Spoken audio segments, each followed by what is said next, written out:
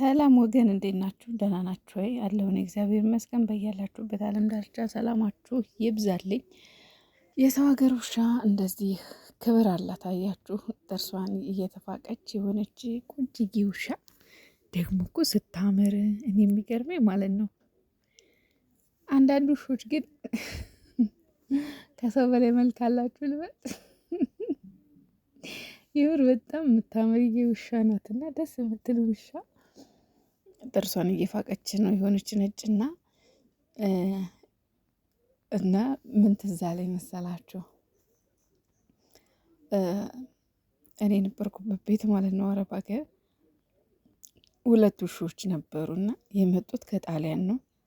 በጣም በውድ ብር ነው ተገዝተው የመጡት እና እስኑብና አሚር ይባላሉ ስማቸው ማለት ነው። እና የሚገርማችሁ ነገር እግዚአብሔርን ነው የምላችሁ ሰዎቹ ያው አብረን አንኖርም፣ ያው እንትን ነው ያሉት እነሱ ማለት ፈረንሳይም ቤት አላቸው፣ በቻይናም ቤት አላቸው፣ በአሜሪካም በየሄዱበት በዱባይም ድርጅት ምናምን በየሀገሩ ድርጅት አላቸው፣ ቤት አላቸው። ልጆቻቸውን በየሀገሩ ላይ ናቸው ያሉት እና እነሱም አይቀመጡም። ምን የነበርኩት ያው ቤሩት ነበር እና ቤሩት ላይ ነው እና የሚገርማችሁ ነገር እግዚአብሔርን ነው የምላችሁ ለውሻው የሚገዛ ውሾቹ የሚመጣው ቀለብ በጣም በውድ ነው። ሌላ ነገር አይበሉም። የተቀቀለ ስጋ ታሽጎ የሚመጣ ስጋ አለና የሚገዛው ራሱ በጣም በውድ ነው። በውድ የሚታከሙት በውድ ጥርሳቸው የሚፋቀው የሚታጠበው በቃ በየጊዜው በቃ ምን ልበላችሁ እና ሴትዮዋ ራሱ ደውላ ማለት ነው እኔን ምን በላሽ ምን ጠጣሽ ተሟልቶልሻሉ ቤት ያለው ነገር ምናምን አይደለም የምትለኝ፣ ስለ ውሾቹ ነው የምጠየቀው። እግዚአብሔርን ነው የምላችሁ። እና በሰው ሀገር አንዳንድ ውሾች ማለት በሰው ሀገር ላይ ከሰው ልጅ ይልቅ ውሻ ክብር አለው። እውነቴን ነው የምላችሁ። እና እርግጠኛ ነኝ እኔ ብታመም ሐኪም ቤት አይወስዱኝም። እርግጠኛ በራሴ በገንዘቤ ነው እንጂ መሄደው አይወስዱኝም።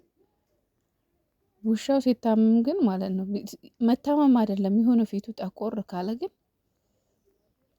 በጣም ውድ በሚባል ብር 300-400 ዶላር አውጥተው ነው የሚያሳክሙት ማለት ነው። እና አስቡት እዚህ ጋር አንድ ውሻ ጥርሷን ስትፋቅ አይቼ ሀይሚዬ ደግሞ እዚህ ጋር መታ ብሬስ ይታሰርላት ቁንጅናዋን ደብቆታል። እኔ እኮ አንቺ እኮ አትቀልጂ፣ እግዚአብሔርን ነው የምላቸው አትቀልጂ ሀይሚዬ አትቀልጂ፣ አትቀልድሽ አይጠገምም። ጭራሽ ለውሻ ብሬስ ይታሰርላት ታያለች። በነገራችን ሰው ሀገር እንደዛ ነው ይታሰርላቸዋል። ኢትዮጵያ ውስጥ እናቴ አይ እንኳን ለውሻ ለሰው ልጅም ክብር ጠፍቷል። በሰው ሀገር እንደነገርኳቸው የውሻ ክብር ይበልጣል ከሰው ልጅ ማለት ነው። በተለይ ከኛ እኔ ብታመም ዞር ብላ አታየኝም እናቴ። ውሻዋ ሲታመም ግን ስንትም አይረሳ ነገር አለ። እና ምን ልላችሁ ፈልጌ ነው ሀይሚዬን ያው ይሄ ፎቶ ጎንደር ልብስ ያለበስኳት እኔ ነኝ። እሺ ፏ ያረኳት እንደዚህ ግን ያምርባታል። ትላንትና ስቶሪዋ ላይ ያረገችውን ፎቶ አውርቼ አሁን እኮ ግን ኤአይ የማይሰራው የለም። እውነት ለመናገር ግን ልዩነት አላቸው። ችኛ ሀይሚና ችኛ ሀይሚ የቀሚስ የለበሰችውና ኖርማል ትላንትና ምንድነው ነበር ያለችው? ገንዘብ ነው እንጂ ያነሰኝ መልክ ሞልቶኛል ነው ያለችው።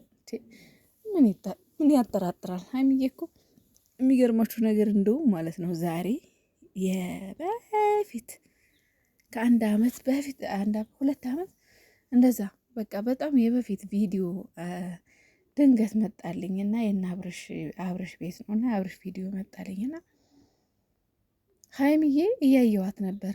ጩጭ የሆነ ራሱ ውበቷ ማለት ነው። ያው አሁን አለ አይደል ያው ከፍ ስትሉ የሆነ የአለባበስ ስታይል ይቀየራል፣ የጸጉር ስታይል ይቀየራል፣ አንዳንድ ነገሮች ይቀያየራሉ። እናት የተወሰነ ነው እንጂ ድሮን ቁጭዬ ምንም ሳትቀባ ራሱ ምንም በቃ በራሷ ጸጉር ቀለም ያልተቀባ ጸጉር የፊቱ ማለት ነው።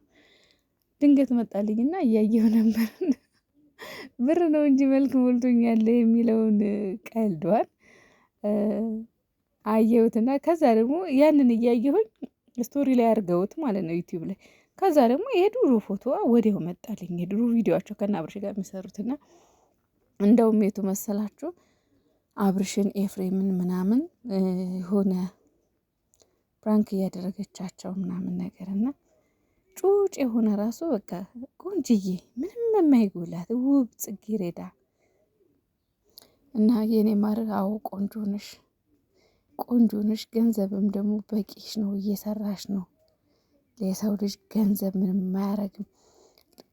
የሰው ልጅ ከገንዘብ ይልቅ ልክ እንዳንቺ መልካም አስተሳሰብ፣ መልካም ልብ የኔ ዋህ አንቺ እኮ እኔ እንጃ ምን ብዬ ልግለጽሽ። አንቺ ማለት ምን ልበልሽ፣ በቃ ቆንጆ የሚለው ቃል ብቻ አይገልጽሽ፣ መልካም የሚለው ቃል ብቻ አይገልጽሽ። ልብሽ ከመልክ በላይ ልብሽ ማለት ነው። እና የኔ ቆንጆ ሀይሚዬ በዚሁ ቀጤ ብቻ አንቺ የኔ ሴት ወይዘሮ፣ የኔ እመቤት።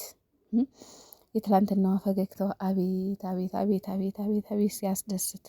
እግዚአብሔርዬ ምን ጊዜም ቢሆን የምትወዱትን ሰው ደስታ እንደዚህ ያሳያችሁ ማለት ከምንም በላይ ማለት ነው። የምትወዱትን ሰው ደስታ ስታዩ በቃ ውስጣችሁ ይደሰታል፣ ውስጣችሁ ይረካል። በቃ የምሬን ነው የምላችሁ። በዚህ ምድር ላይ የምትወዱትን ሰው ደስታና ስኬት እንደማየት የሚያስደስት ነገር የለም። እውነቴን ነው የምላችሁ። እና ትናንትና እንደዛ ፈለቅለቅለቅለቅ በየቲክቶክ ብዙ እየተባለ እኔ ጦርነት ነበረ ቲክቶክ ላይ፣ ግን እግዚአብሔር ይመስገን አላየሁም። ኢንተርኔት አልነበረኝም ግልግል እና በቃ በየቲክቶክ ጦርነት ነበር። በጭራሽ ወደ ዘርም ወደ ምንም ሄደው ነበርና በኋላ ላይ እሷ ፏፈሽ ብላ በቃ ደስተኛ ሆና በፈገግታ ከባሏ ጋር ስትመጣ አቤት ተረጋጋ። ሁሉም ጭጭ ምን ይበል፣ ከዛ ምን ይበል። እና የኔ አስደማሚ በጣም ወድሻለሁ፣ አከብርሻለሁ። ጩጫዋን ደግሞ በጣም ወደሻታል። ፈጣሪ እችን እየሩስ የምትባል ነቀርሳ ይንቀልላችሁ ከመሀላችሁ። ምክንያቱም ልጇን መጠቀሚያ እያደረገችባት ነው ሴትየዋ። በቃ በእናንተ መሀል ለመንሸዋከክ ልጇን መጠቀሚያ እያደረገችበት ነው። እና እስኪ እንግዲህ ወደፊት ደግሞ የሚሆነውን እናያለን። ብሩኬ ዛሬ ለእኔ ትልቅ ቀን ነው ብሏል። ይሄ ምን ይሆን? ሁላችንም በጉጉት እየጠበቅን ነው፣ እንጠብቃለን። ምን ሊፈጠር ይሆን? ምን ይሆን? እዩንም እፈልግሻለሁ ብሏታል። ብሩኬ እኮ አንዳንዴ ዝም ሲል እኮ ሲያደፍጥ እኮ የሚሰራው ነገር አይታወቅም። እና ሀይሚዬ ለምንድነው ለውሻዋ ብሬስ ይታሰርላት እያለች ነው። ምን ትላላችሁ እናንተ? ሀይሚዬ ጥንቸሎችሽ ደግሞ በጣም ናፍቀውናል። ጥንቸሎችሽን ይዘሽልን እናቴ። አንቺ እንስሳት ትወጃለሽ።